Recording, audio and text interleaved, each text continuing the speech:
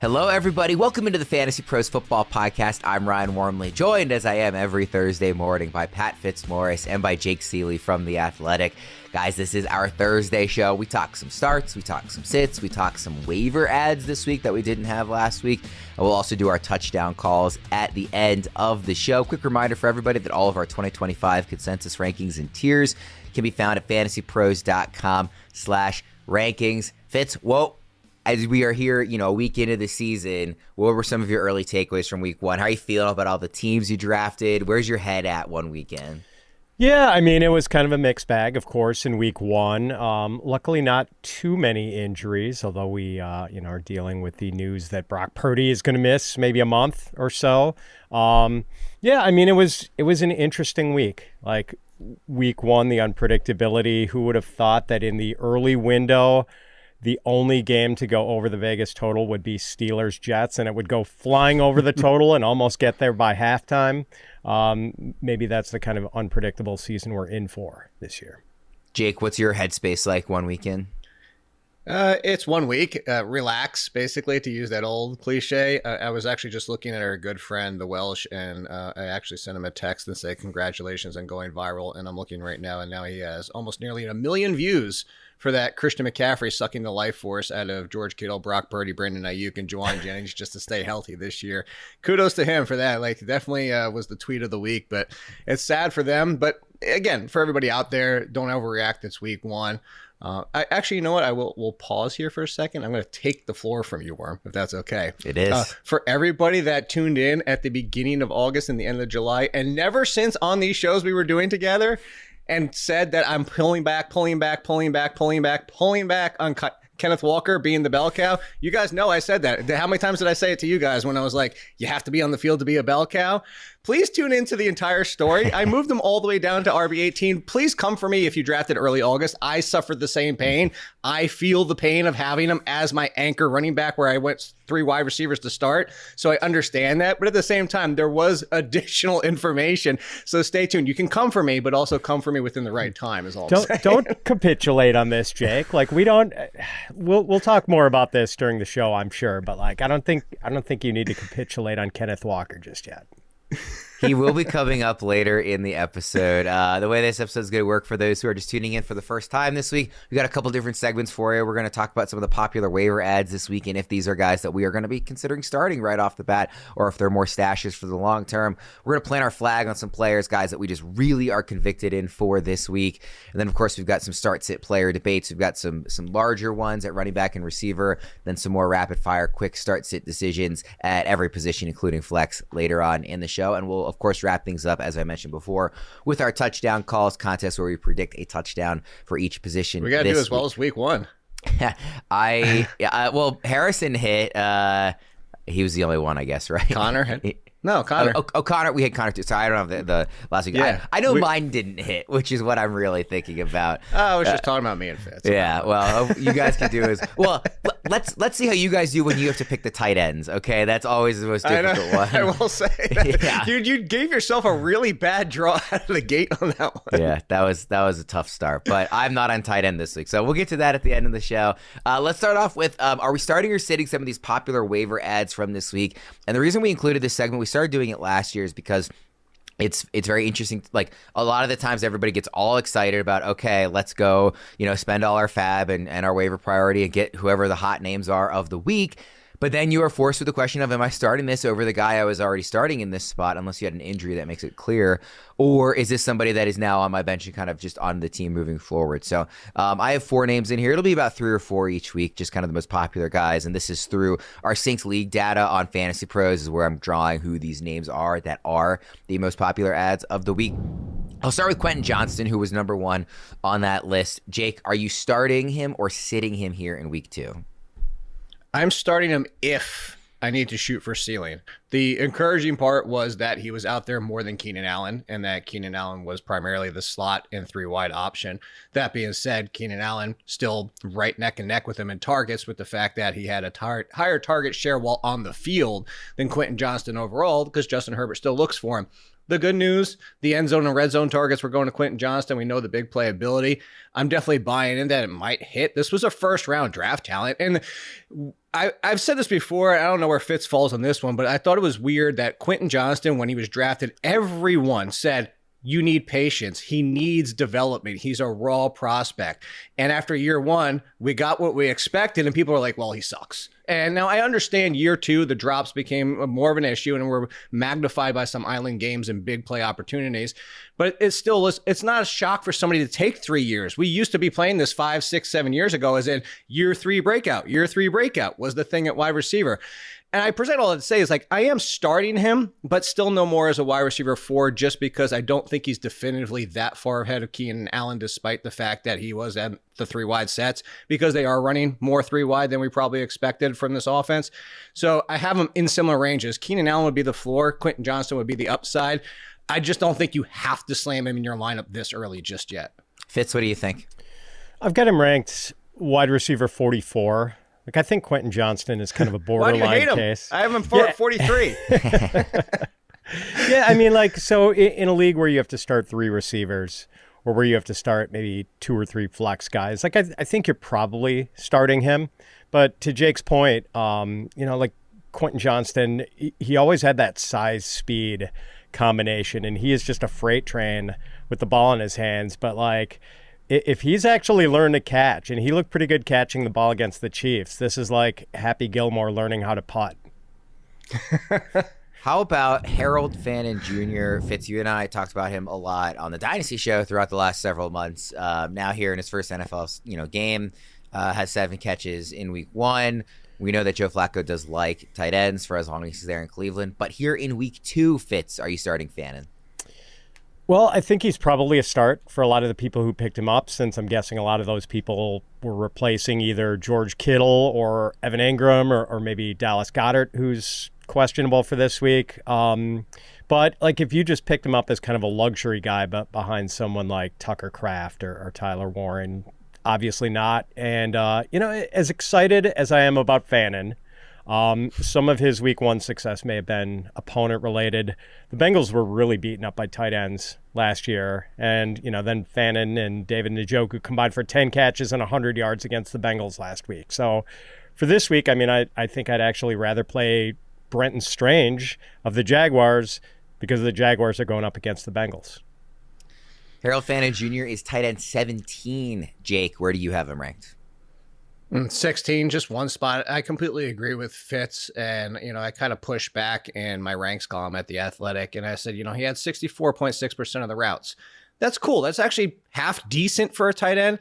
But Isaiah Likely is the comparison I drew. We did this with Isaiah Likely last year. And Isaiah Likely only topped that mark 6 times last year. 2 of those were his double-digit games.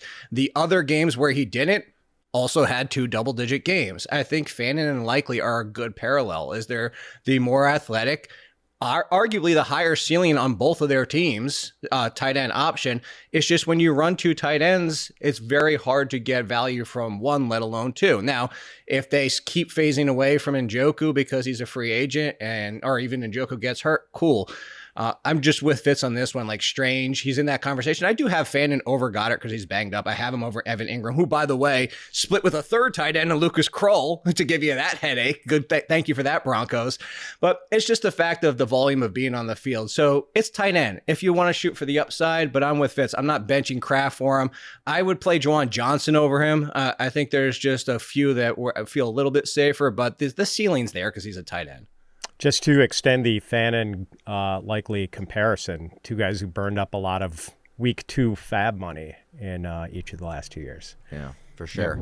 Kayshon Boutte, very popular waiver ad, kind of coming back from the dead in terms of his fantasy value here with Drake May. Jake, what do you think about Kayshon Boutte as a potential start in a deeper league, obviously, for this week?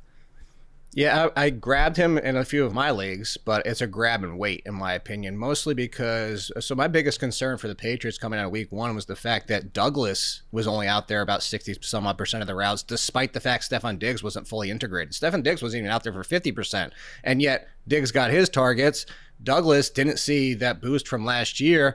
It was Boutte, which is cool. Like this is somebody that before he got hurt in college was thought of as a potential day 1 at least a day 2 prospect at wide receiver, and he even echoed that himself. So I know the appeal. I just have a little hesitation for May in general, and then also, is Diggs going to see 20-30% more of the routes this week? And then if so, just how does that affect Boutte, who Hunter Henry just keeps getting involved, and of course the passing game in the backfield. So it's kind of does the volume carry over? If you want to play him, I'm not going to hate you for it.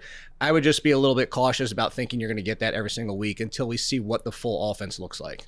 Fitz in ECR, Boutte is wide receiver 54. Douglas is up at wide receiver 52. Diggs is at wide receiver 41. Just for reference, are you starting or sitting Kayshon? I think I'm sitting him this week. Nice depth piece for sure, but no teams on buys, and the injuries haven't really gotten cranked up yet, although there are like a dozen guys with shoulder injuries at wide receiver. For some reason, that's the new in vogue injury of 2025, but I don't think you're starting Boutte this week. Yeah, that one feels kind of easy. This other one might feel easy depending on where you're looking in the rankings. Marquise Brown is at wide receiver 31 in ECR. Jake, he is the 4th most added player this week. I wanted to throw him in here. Like, obviously, there's real runway here for him to get a ton of targets. Is that enough for you to be starting him this week? That's funny. I have him right at 31. The matchup's a little bit concerning, but at the same time, the volume is going to offset it. Like, it's just going to be volume. I mean, we're talking about Juju Smith-Schuster and all these other options. We still don't have Royals out there, and if Travis Kelce in that game where we saw Xavier Worthy get hurt, which, by the way, thanks a lot, Travis Kelce. I don't know if that was a hit, by the way, because I don't know if you saw that Taylor Swift was talking up that she likes Xavier Worthy, so maybe Kelce went out with the hit in week 1 to take him out. But whatever it might be, I think the volume is going to offset it. The problem is the ADOT. We're going to need 10 targets. I'm not going to give him 16 again, but we're going to need 10 to probably get wide receiver 2 value. But that's okay because he kind of lives in that world. But that's why he's 31 and not 21 or even higher, because that ADOT is just going to stay so short for him. Let's go to. Oh, sorry, Fitz. I forgot to actually ask you about how. Let Fitz chime in there. Just skip me over. That's my fault. Fitz, what do you got on Brown? Well, Jake covered it so thoroughly. You didn't really need to throw it to me. I totally agree with Jake. I mean, I guess the only reason why you wouldn't start him would be if Xavier Worthy were somehow able to play, because got Andy Reid calling him day to day. Apparently planning to put him in a suit of armor or something and let him go out there. But yeah, I don't think he's playing. So I think you are starting Hollywood. All right, now let's go to our Plant Your Flag segment. And Fitz, I'll start with you to make it up to you. Oh, thank you. Which player are you, again, this is just the guy that you really feel strong about. It doesn't have to be like your number 1 ranked player, obviously, but the guy that you are just really interested in and convicted in about starting this week. Who's your Plant Your Flag player?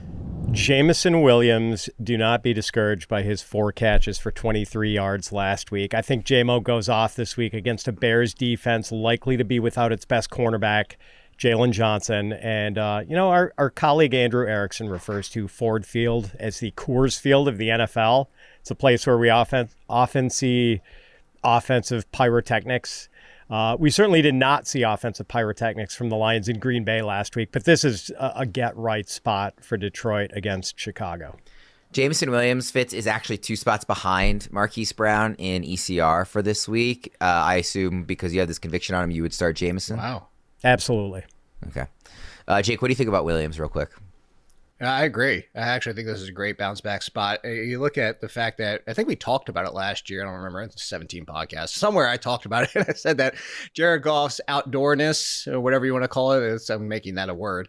It was a little bit overinflated on what really happens. He's not that bad outdoors. And we actually saw late in December, by the way, 2 outdoor games, including what Fitz just brought up in Chicago, where he had really good games. But the one place he struggled, no matter what time of the year, September being a couple of those games, something about playing in Green Bay. And part of it is Green Bay defense, but he just struggles in general. And also, let's not look past it. I go back to Eli Manning when they changed offensive coordinators like 7-8 years into his career. And everybody's like, hey, you need to wait 4, maybe 6 games before he gets really comfortable with the new offense. And he echoed that sentiment. And I don't think Morton overhauled the offense, but there were changes. There were more changes than he let on in week 1. So I'm giving Goff a little bit of a pass too, as he's getting acclimated to this. So I'm going to bounce back spot with him. I have him clearly ahead of Marquise Brown. Jake, I'll stick with you. Who's your Plant Your Flag player? I'm going Jordan Mason if you need a running back. So the big thing that I noticed, and hopefully a lot of people saw this because of the Island game that it was, but they were behind most of that game. And yet Jordan Mason was on the field for most of that game as the lead runner. 16 rush attempts to 8 for Aaron Jones. And I know we've talked about this before, that this could be a backfield split, and Aaron Jones in the passing game makes him valuable. And there was a little bit of hesitation on Jordan Mason. But if they're going to roll out was just essentially the Harris, Jalen Warren Steelers backfield, and that's kind of how they're going to treat it, I think you can start Jordan Mason in a game that we actually expect them to potentially be contending, if not with the lead earlier than they were against the Bears. And in that case, if Jordan Mason has another 15 to 20 touches, put him in your week 2 lineup for those that need running back help. Fitz, Jordan Mason is RB31 in ECR. That, by the way, this is half PPR scoring whenever I'm referencing ECR, typically, unless I specifically say otherwise. Jordan Mason, RB31. Aaron Jones is RB28. Fitz, do you think those should be switched, or do you agree that Jones should be a few spots higher? I've got Mason RB31 and Jones RB29. So I'm pretty much right in line with ECR on that. The only reason I don't like Mason a little bit more than that is like the Falcons are kind of a sneaky good run defense. Like they allowed the 9th fewest fantasy points to running backs last year and the 10th fewest rushing yards to running backs last year. So like they're not a pushover with their run defense. Pass defense, different story. But he's kind of borderline for me. We are extremely excited to announce our new presenting sponsor, Hard Rock Bet. Everybody knows and loves the Hard Rock hotels and casinos, and now you can use the top-rated Hard Rock Bet sportsbook to place your bets all NFL season and beyond. Hard Rock Bet is the only legal sportsbook in the state of Florida. It's also available in Arizona, Ohio, New Jersey, Indiana, Tennessee, Virginia, Illinois, and Colorado, with more states launching all the time. You can also play on Hard Rock Bet's online casino if you are in New Jersey. From here on out, you'll start to see us use Hard Rock Bet lines when we're talking about the games. So as we gear up for the NFL season, sign up for Hard Rock Bet, make a $5 bet, and you'll get $150 in bonus bets if you win. Head over to Hard Rock Bet, sign up, and make your first deposit today. Guys, let's get into some of our start-sit player debates. We'll start off at running back. 2 guys who, depending on how you were approaching your drafts, like maybe felt fairly late relative to where they were going the year before. There was definitely some fading of these players by some people that I saw online, but they both had really big week 1s. Travis Etienne and Breece Hall. Jake, I'll start with you. Would you rather start Etienne or Hall this week? I want to start both of them. They're both inside my top 20, but I will go still Hall with the slight edge over Etienne. I know week 1 was everything we could have asked for from Liam Cohen and the Jaguars offense, including the trading away of Tank Bigsby. Cool. Clear that up. The one interesting part about it is that LaQuint Allen was kind of in that Rachaad White role, which was actually the player I compared him to during the draft process, funny enough. And I only bring that up to say that even though we saw Bucky Irving outplay Rachaad White last year, it took almost the entire season for Liam Cohen to finally bell cow, I put that in quotes, Bucky Irving. So all that being said, I still want to start Etienne in everywhere that I can, but I trust Hall a little bit more.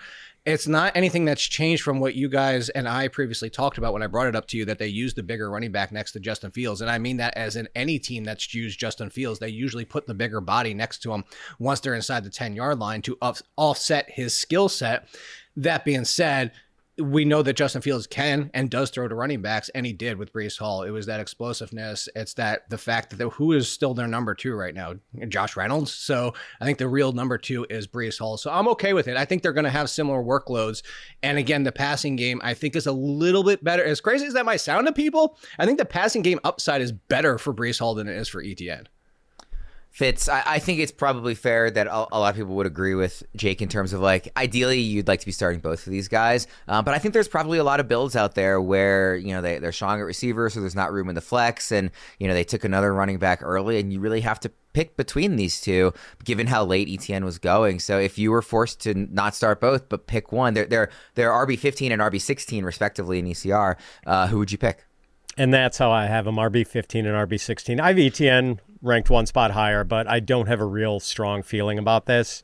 It certainly seems like Liam Cohen wants Etienne to be the main man in the Jaguars backfield after what we saw in their win over the Panthers and after, you know, James Gladstone traded away Tank Bigsby to the Eagles. Etienne played 60.6% of the Jaguars' offensive snaps last week. Bigsby was second in snaps in the Jaguars backfield, but now he's gone. So maybe that snap share ticks up even a little more for Etienne this week.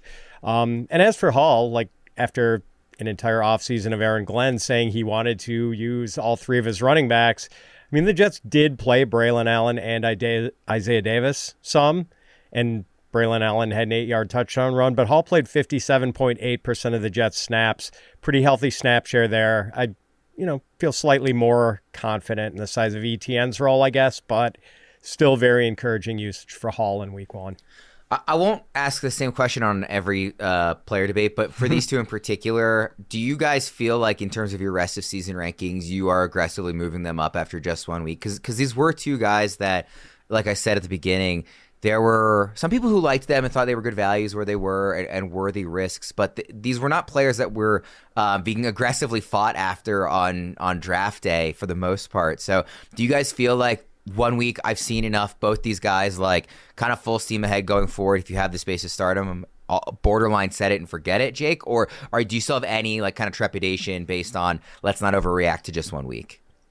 So I had Hull 22 preseason. I'd probably move him up 2 spots, bump out Pacheco, and obviously Kenneth Walker to go back to that at RB18.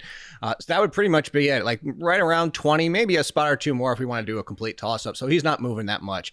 Etienne was always my highest ranked Jaguar, but that being said, I still had him as an RB3, and part of it was Tank Bigsby was still around, not knowing if Leon Cohen was really going to turn to Etienne or try to make Bigsby a thing and Etienne a timeshare piece. So the fact that it's already been cleared up, I think you can argue Etienne should jump into at least back-end RB2 value, if not even a little bit higher. Fitz? Hall was running back 16 in my preseason rankings. Now he's up to 14 in rest of season rankings, so a slight move up. Etienne was running back 34 for me. Like I had no idea which way that backfield was going to go, and thought, last year of his contract, maybe he could be aced out at some point. And now I've got him at RB14. Like huge change in the way. Probably no one else in the league I've viewed through more of a different lens after 1 week than Travis Etienne. Can I do a follow-up question for Fitz there? Sure. Is it Etienne over every rookie running back not named Genty now? Ooh, let's see. I think I might have Hampton. I have Hampton 1 spot, 3 spots ahead of him. I've got Hampton RB13. Okay. Hampton is 2 spots behind in ECR for this week, for the record, just to give context there. And guys like TreVeyon Henderson are, 7 spots behind and beyond. Genty's up at RB11 for week 2, just to give those numbers. Jake, you keep talking about Kenneth Walker. Let's get to him for our second running back debate here. This is for week 2, not for the rest of the season. Kenneth Walker or Javonte Williams coming off of his 2 touchdown game in the opener. I have them on completely separate tiers. Javonte Williams, I will admit, Javonte Williams didn't look 100% pre-injury Javonte Williams. I'd say he was about 90%, but that was the opportunity we're looking for is, hey, can he look something like we used to know? But the biggest thing here is something like we used to know. They almost put that Gautier song in my head, and now I just did. Just is Javonte Williams kind of falls into what I think is Joe Mixon, if healthy, Nick Chubb right now, and it's the volume. And I do think there'll be touches given away. Miles Sanders did get some, and then of course that fumble didn't help things. Jaden Blue still isn't ready, according to Jerry Jones and everybody with his staff, and then probably inactive again this week. So as long as he's healthy, it's a volume play, and especially against the Giants, which the one part about going back to the Giants that I brought up in week 1 is that to get away from that defensive line is you want to get some space and get some runs out to the side, but also some receptions. And going against the Giants, Javonte Williams over Miles Sanders in that area. So that's why. And to speak one more time to Kenneth Walker, like I said, I wasn't saying don't come for me. Please do. Like if you drafted in August, I am sorry. The clear thing here is I'm hoping, and maybe Fitz is kind of of his opinion. I don't want to speak for him. I'm kind of curious how you feel though. Is maybe he's still not 100%. Maybe he's still being worked back in. The appeal for Walker was the fit in the Kubiak system. But week 1, the fact that Charbonnet got the goal line touches and they kind of used Walker as the pass down running back, I'm just concerned that doesn't continue throughout the entire season. And maybe the door was so open for Charbonnet that Kubiak already made his decision, and that's how they're going to play it unless an injury happens.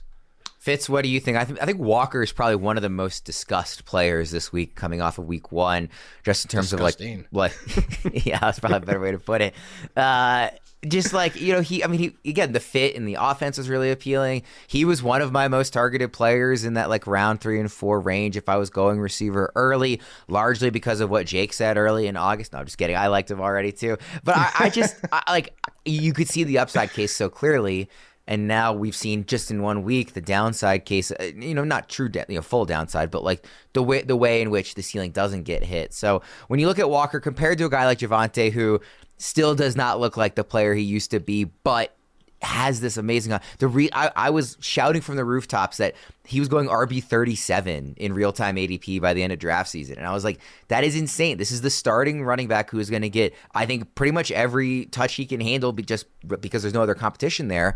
For an offense that I expect to be like the poor man's Bengals this year, I think he's going to be the poor man's Chase Brown. Not as good a player, but will have that kind of opportunity. So you compare him like that, who did take advantage of a Jalen Carter-less defense, to a guy like Kenneth Walker, where the talent's really there, but we have so many questions about the opportunity. How do you square those two? They're 2 spots apart in ECR. Javonte's RB22, Walker's RB24.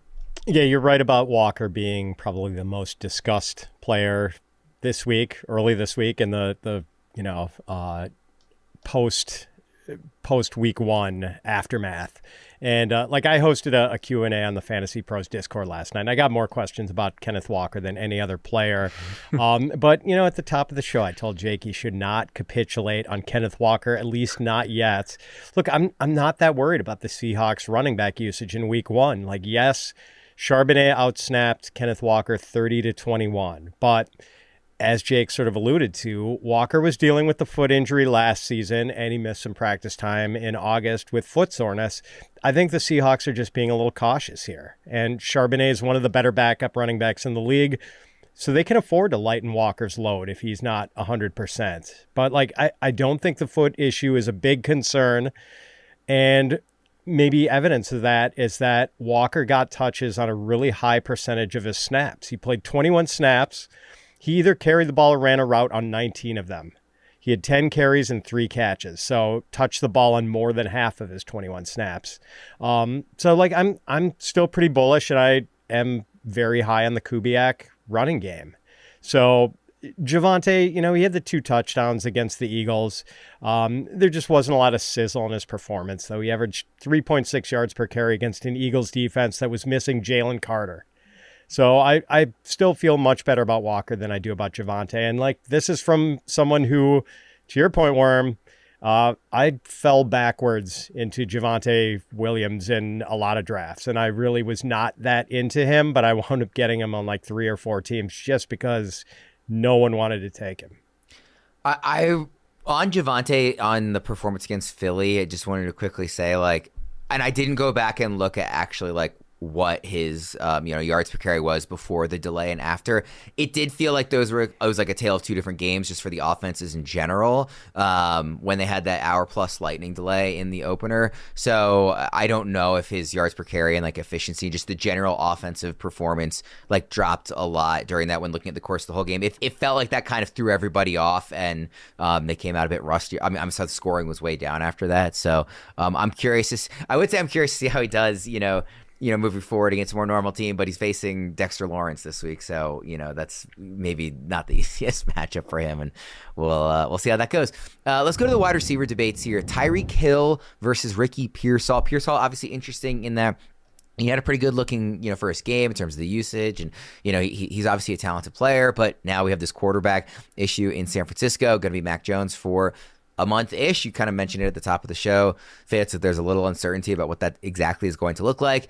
But I have him here going head-to-head against, just a player on the most seemingly dysfunctional and the worst vibes team that I can ever recall seeing in week 1 in my life. And I watched the Ravens beat the Miami Dolphins 59-10 in week 1 in Lamar's second season, his first year as a starter. And I still feel like the vibes were worse in this week 1 game than they were in 2019. That's how just bad it looked on both sides of the ball for Miami. So, Fitz, I'll start with you on this one. Hill or Pearsall, who do you like better this week?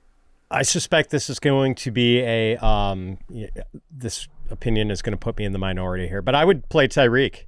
Like, I know there's a chance Pearsall gets a lot of targets this week with George Kittle out with a hamstring injury, Juwan Jennings probably out with a shoulder injury, and like I don't think we should be that alarmed that it's going to be Mac Jones at QB rather than Brock Purdy because of Purdy's toe injury.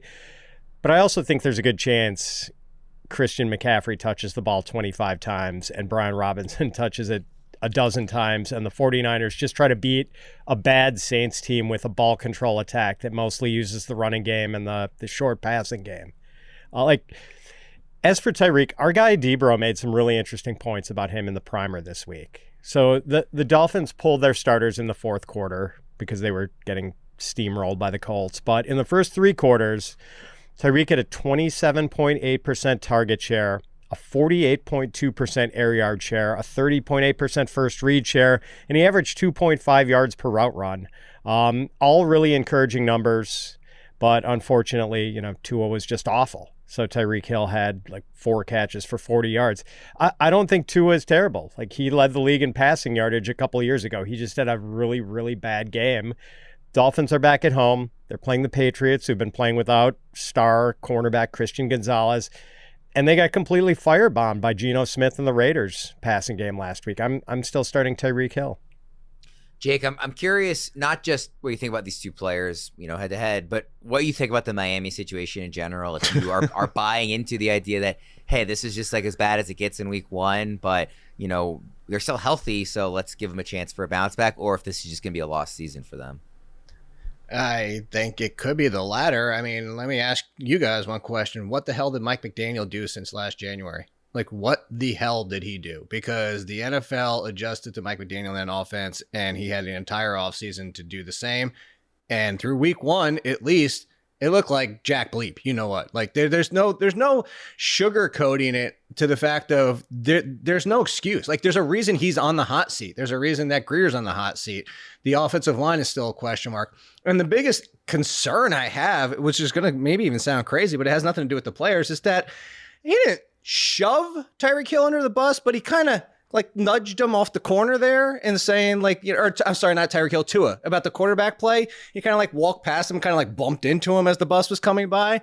Like, when you take shots at your quarterback, you're in panic mode. Like, your job is on the line and you're in panic mode. So I am going Ricky Pearsall. I don't fault Fitz for still sticking with Tyreek Hill. Actually would trade low if I could, or buy low on him. I have people asking me if they should drop Jalen Waddle. There's no way on earth I'm dropping Jalen Waddle after one bad game. But I lean to what Fitz said, though, is Mac Jones supported Brian Thomas enough that Brian Thomas was a top 10 wide receiver.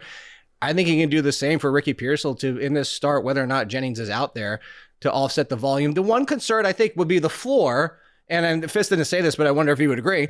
The floor would be, what if Mac Jones locks in on a healthy Juwan Jennings? Like, if Juwan Jennings is out there and Mac Jones locks in on him instead of Pearsall, I think that's the one risk, and I could see that happening if Jennings is out there.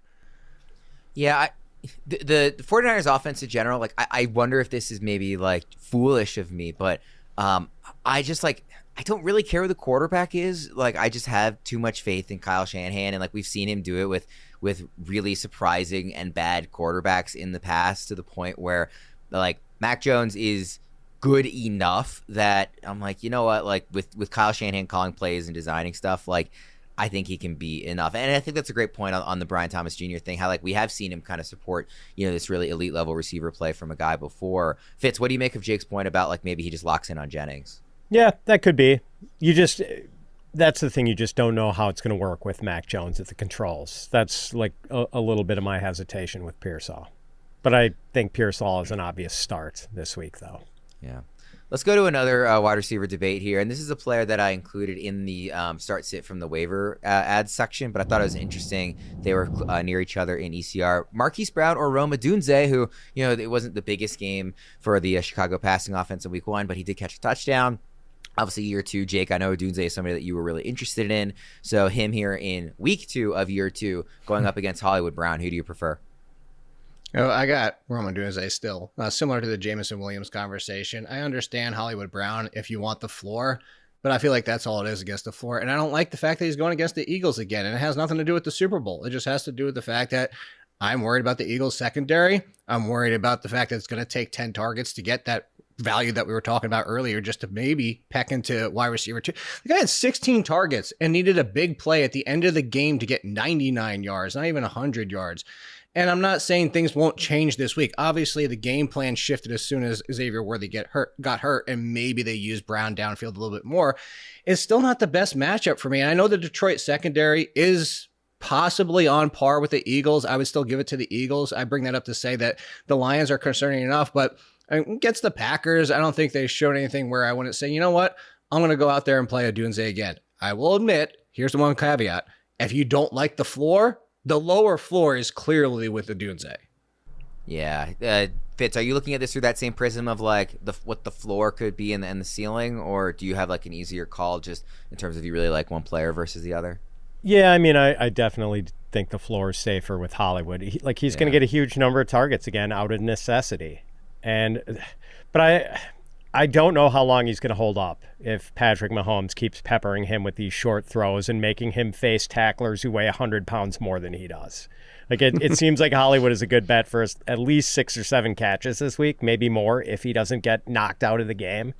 But like Caleb Williams started off well against the Vikings on Monday night, but things just went off the rails for him in the second half. And now the Bears have to go on the road to face the Lions, who are going to be in a really foul mood after getting smoked by the Packers in week 1. Like, I don't think this game is going to go well at all for the Bears. So even though I think the Lions are probably going to be without Terrion Arnold, one of their cornerbacks, like I don't really want to start any of the Bears this week. Shout out to Sonos for supporting today's show, whether it's a Monday night where I'm sitting home watching the football games, or I'm flipping back and forth between all the games on Sunday, or even college football on Saturdays.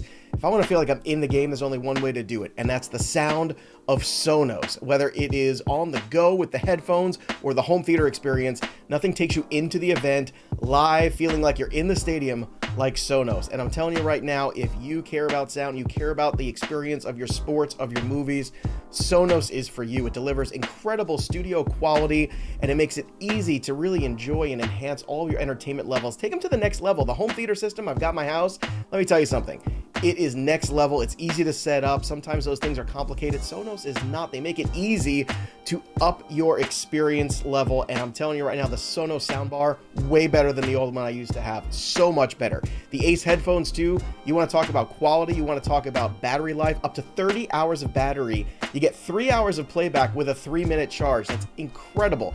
So right now, I want you to visit Sonos.com to learn more and explore the full Sonos lineup. Because if you're serious about great sound for football, for podcasts, for music, whatever it might be, you've got to check out Sonos. Again, visit Sonos.com to learn more and explore the full lineup: headphones, sound bars, home theater systems. Sonos has you covered. And now, back to the action.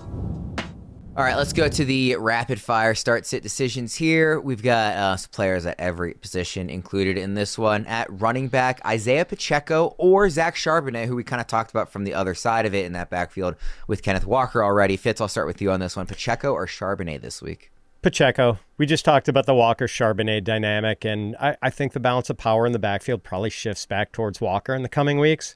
I know Pacheco investors are really freaked out that he got 5 carries in week 1, but the Chiefs trailed by like 7 to 10 points for most of that game, and Pacheco pretty much dominated the early down snaps. Kareem Hunt and Brashard Smith played on passing downs, and it was mostly Hunt in short yardage situations, which is annoying. But the bottom line is that Pacheco, I think, looks like his 2023 self, not the ghost of Isiah Pacheco we saw last year when he came back from the broken leg. And presumably without Rashee Rice and Xavier Worthy this week, like the Chiefs at least have to accomplish some sort of balance, run pass on offense to avoid putting too much pressure on a pretty mid group of pass catchers and to avoid overexposing Mahomes to one of the better pass rushes in the league. So I'm going with Pacheco. Jake, what do you think?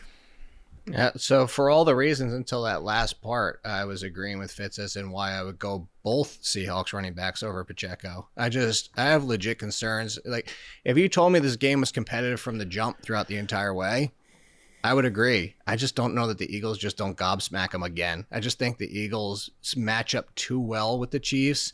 Nothing to do with the Super Bowl. I just look at every position outside. I mean, honestly, I was going to say outside of court. You could argue quarter. Matt Mahomes is a better quarterback, Hall of Famer. Hurts will be a Hall of Famer in time too. But my point being is, like, position by position, I'm just going to take the Eagles, and I'm worried that if they are playing even 7 points down from the first quarter, that the snap count's just going to be exactly what we saw last week, and that's my fear. I am not ready to have a Jalen Hurts Hall of Fame debate, just given all the conversation around him. It's going to happen. How much credit? I mean, if he keeps Anybody winning, who doesn't have him inside the top 10, even potentially top 5, is just looking for clickbait. Like, stop. Yeah, top 10, I totally agree, but like, no, we don't have to get into the Hall of Fame. I was gonna say, that's a conversation for... I'd still take your boy Lamar over him every single time. Don't get too upset. I should hope so. That's an off-season conversation we can have. Hall of Fame case for Jalen Hurts. Let's go to a receiver one here. Cedric Tillman or Chris Olave. Jake, I'll start with you on this one. Who do you like better for week 2, Tillman or Olave? For everybody that wants to come for me for Kenneth Walker, hopefully you also came with me for Cedric Tillman and are enjoying this ride, because Cedric Tillman is here and Cedric Tillman is going to rank over Chris Olave for me this week. I do think Chris Olave is a nice value. I think he's very much, though, in the Marquise Brown realm, where he's going to need a ton of targets. He's just going to need the volume, which is there. But of the two offenses I trust more, and Joe Flacco, of course, it could go belly up in Baltimore against your boys. But at the same time, I will say, this sounds crazy to say. I didn't check the weather as of yet because I don't until Saturday. But like, if it was rain, I would make the switch. Like, if this is a bad game for passing potential, but I do believe that Joe Flacco is going to pass plenty against the Ravens. I do think the Ravens are vulnerable, as we just saw in week 1. And no, I'm not putting Joe Flacco on the same level of those passing games. But Cedric Tillman, I brought this up about the Harold Fannin thing. The Harold Fannin concern is not just Njoku. It's Jerry Jeudy. That's similar to the Tyler Warren, Josh Downs situation, is they're going to involve similar areas of the field, similar usage. And I just think Tillman's the answer is the one for the Browns. Yeah, Tillman scares me, honestly, like just as a Ravens fan. Like, it would not shock me, truthfully, if he ends up having a pretty decent game, even if you think about the Ravens as this like tougher matchup. I mean, the best game of his career so far, when he had that huge kind of run last season, the best of those games came against the Ravens. He had 7 catches, 99 yards, and 2 touchdowns. I was in the building for that one, so I remember it very well. So you got to see it firsthand. I was in Cleveland, and I said this a bunch last year on the show, like, the eye test from being in that stadium, I was just like, this dude looks like a beast of an NFL receiver. Like, I'm like, he's going to be really good. Obviously, concussion stuff and everything like that, but he torched the Ravens last October. It would not shock me if it happened again this week. Fitz, how are you ranking this one, Tillman or Olave? Olave. He had 13 targets last week. He's going to be such a big part of the Saints passing game. And yes, it's one of the worst passing games in the league, but Olave is probably the best thing about it. I like Tillman. He's a player on the rise, but like I talked about this in the offseason, how Olave's yards per route run for his career is right up there with like Jamar Chase and CeeDee Lamb. Like, Olave is just in a different class than Cedric Tillman. I've got a handful of flex questions here. David Montgomery or Emeka Egbuka coming off his great first game in his NFL debut. Fitz, starting with you on this one. Montgomery or Egbuka this week? Yeah, I mean, I've got Egbuka fever too, but I'm going with Monty here. I just think the Lions are going to crush the Bears, and the Detroit running game is going to have a big day. Jake? This is a pure, do you want the floor versus the upside? So Montgomery, vacuum Montgomery, but if you need the higher ceiling, I still think that lies with Egbuka, even in a tougher matchup. Let me ask you this, coming off that first week, I mean, Chris Godwin is like starting practice again. He's not going to be back for a few weeks still, but he will be back eventually in some level of health. Egbuka, for you guys coming off that week 1, where is he rest of season amongst receiver rankings for either of you? I thought you were going to ask if sell high, and I was going to say yes immediately. Okay. And it's not the fact that I don't believe in Egbuka. It's just I believe Mike Evans is a great buy low. Yeah. I believe that Chris Godwin is going to be a factor, but kind of more of like, it's going to be a thorn for everybody, is that when we have a good comparison will be like Tyler Boyd in the years with the Bengals. Somebody, even as valuable as Tyler Boyd's best season, was still only wide receiver 40. Somebody is going to have to take a back-ish seat. Could it be Godwin? Absolutely. But could it also be Egbuka? Sure. I don't think the issue here is I don't think it's going to be Mike Evans. I think Mike Evans is locked in no matter what. So that's why I say sell high, because everybody's going nuts for him right now, and deservedly so. But if you can get wide receiver 1 value, I wouldn't put him in the wide receiver 1 conversation. I would put him in a group with like Devontae Adams and your boy Zay Flowers. So like still back end wide receiver 2 for me. Fitz, what do you think rest of the season? Wide receiver 27 for Egbuka. Oh, there you go. I'm not really worried about Godwin displacing him. honestly. Okay. Let's go to another flex here. DK Metcalf versus TreVeyon Henderson. Two guys that we talked about both of them last week on the show, but not going up against each other. So now after seeing them in these, one is a rookie, one in a new offense for this year, 1 week in, who do we like better for week 2? Fitz, I'll start with you on this one. Henderson or Metcalf? Metcalf. Like his ECR this week is wide receiver 18, which seems a little too high for me, but I'd still flex him over Henderson. I'm pro Henderson. But we have to acknowledge the reality that Henderson was outsnapped by Ramondre Stevenson 46-25 in week 1. And Henderson doesn't necessarily need a big snap share to make his fantasy quota in any given week, but a 35% snap share, like I'm not playing a guy with a 35% snap share over an alpha receiver. I'm curious if you agree with what I'm about to say, Jake, but the reason that I would consider leaning Henderson here, even despite that snap share, is just that I think there's a real chance that Miami is just the defense to target this season, and I don't just start any player who's even remotely worth considering starting. Maybe that's an overreaction to week 1, but I just thought it was the type of game that really sets the tone for the season, and I will be very happy to start opposing players against them. What do you think, Henderson or Metcalf? So I'm chuckling for 2 reasons. One is I have Henderson barely in front of Metcalf, and then 2, I'm wondering if the Fitz and I are ever going to agree the rest of the way. We're kind of on opposite sides here. I'm a little bit more with you, not just because of the Dolphins offense, and look, this is going to come for a slight for Patriots fans, but maybe I'm giving Vrabel and McDaniels too much credit here, but they had to see the same thing we saw in week 1, right? There was no question who the best running back and one of the best talents for their offense on the field was. I'll put it this way. If you are correct, Fitz, and it's the fact that the snap share does stay at 35-40% for Henderson, there is something wrong in the heads of Vrabel and McDaniels. There is no reason this should repeat in week 2, just like there's one coming up with another running back that should not repeat in week 2.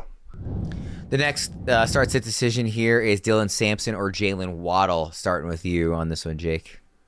Just Sampson, my boy. I have way too many Browns this year. I can't believe I'm riding with so many Browns in my fantasy leagues. It comes down to it wasn't just the 8 for 8. And one of the leading receiving options is, by the way, they're going against the Ravens, which you expect to have to pass. Judkins, as of today, we still don't even know. And even if he's out there, how much is he going to be involved? And even if he is involved, even if he's the clear lead and Jerome Ford doesn't get a touch, who is still Austin Eckler on this offense? Dylan Sampson. I am going to ride Dylan Sampson until the wheels fall off. Fitz? I'm going Waddle. And look, yes, I know Jake and I disagreeing the entire way. I don't think the Miami offense will be as bad as it was last week. And maybe the team in general, Matt Peralt of Betting Pros, our Betting Pros host, he pointed out, Miami has been really good at home early in the season, and maybe part of it is that it gets cooking down in Miami in early September, and I think the Dolphins somehow have it configured that the visiting team has to be in the bench on the sun side of the field, the entire game. So Miami's record is really good. I think they have a better game this week. The last time Waddle faced New England was week 12 of last season. Easily Waddle's best game of the year, 8 catches, 144 yards, and a touchdown. I don't want to start a Browns running back against the Ravens. Mostly, as of today, mostly cloudy and rainy for Sunday, Fist. Does that change your opinion? Ooh, no. I don't think the Ravens have that strong of a run defense this year. They lost Michael Pierce. I thought it was the part of the defense that was most likely to struggle. Obviously, week 1, Josh Allen torched the secondary. He's Josh Allen, so who knows what that's going to look like going forward. But I need to see more from the Ravens defense to be wanting to avoid them with running backs, and particularly pass catching running backs. I don't think they're.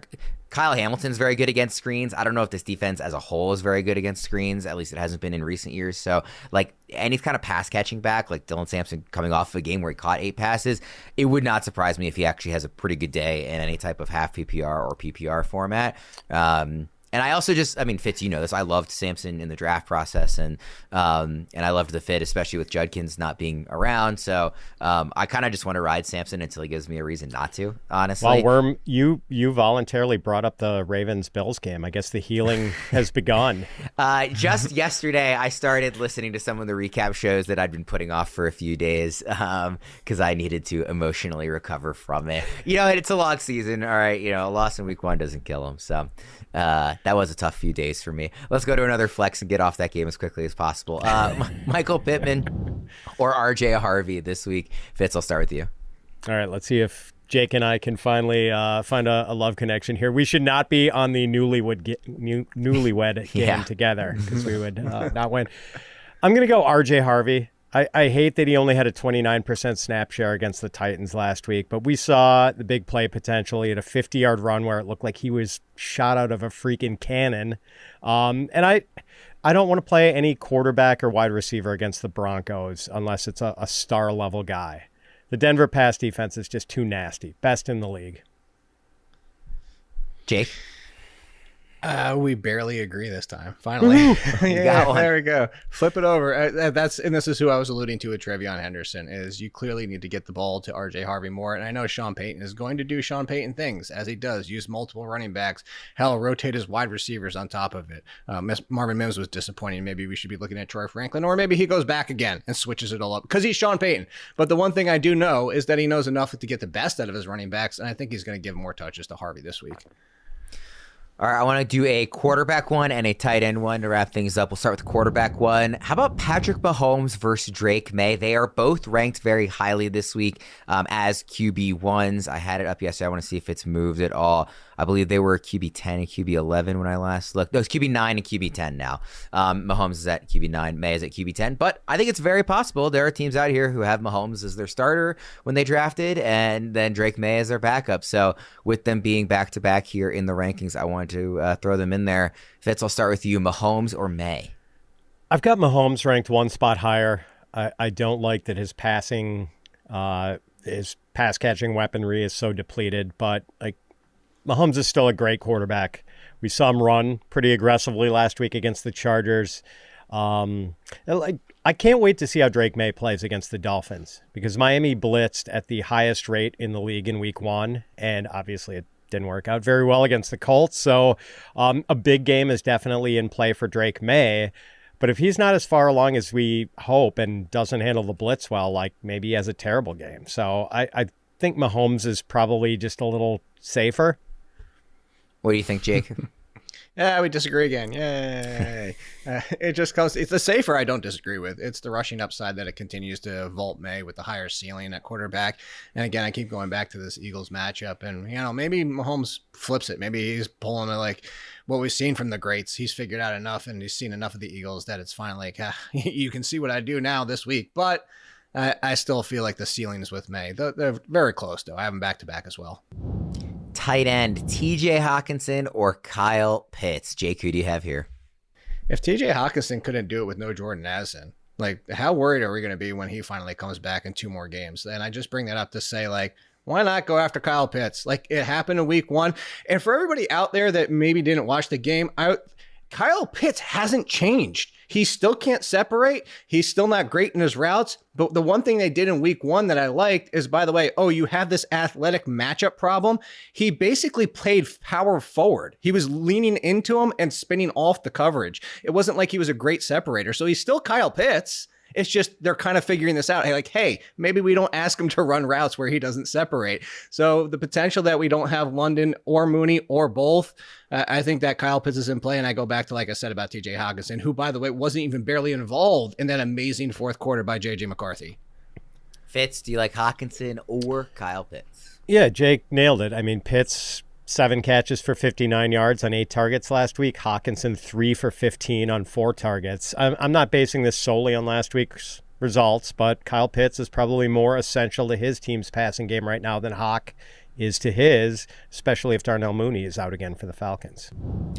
Say goodbye to start-sit dilemmas with Fantasy Pros Start-Sit Assistant. Within seconds, you'll know who exactly to play for optimal results each and every week. Leveraging insights from numerous experts, the Start-Sit Assistant aligns your lineup decisions with the top minds in fantasy football, giving you a competitive edge. Maximize your lineup's potential with just a few clicks. Head to fantasypros.com/myplaybook or download the Fantasy Pros app and make winning decisions in no time.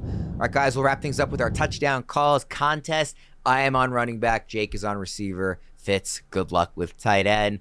I'm going with Chase Brown. I kind of think he's just going to score a touchdown like almost every week, just the way I expect this offense to operate whenever they get in close. I think they're going to run with Chase Brown and give him an opportunity at least a few times a game. So not that I don't have the same level of conviction that I did like a year ago with like Derrick Henry scoring a touchdown every game, but I kind of think Chase Brown might get something close to that, like the way I expect him to get used this year. So I'm going to go with Chase Brown here for running back. Jake, who do you have at wide receiver? Yeah, I could take the layup with Jamar Chase. Bounce back, that would be super easy, but I'm not going to do that. I'm going to go a little bit deeper and actually outside top 20, 25 wide receivers and George Pickens to do it against the Giants. I think Dak Prescott is going to come on strong this game, as Dak Prescott loves to do against the Giants. But also, looking at the secondary, I know they added a debut, but that was because Banks has been so disappointing that got kicked to second or third, depending on how they want to use it. And that's the big thing, is Lamb can do his thing anywhere, but if you're looking for the opportunity for those big plays and Pickens to take basically control of that secondary coverage that he's going to face, I think this could be like the Pickens that we hoped to see when he was signing with the or traded to the Cowboys and then signed. I think this is 100 and a touchdown potential. So we know that based on last week, Jake and I are going to hit this because running back and receiver are easy. Fitz, can you be the first one to hit a tight end touchdown call this year? Tall order, and I'm going to go with kind of an unconventional choice here. Brenton Strange.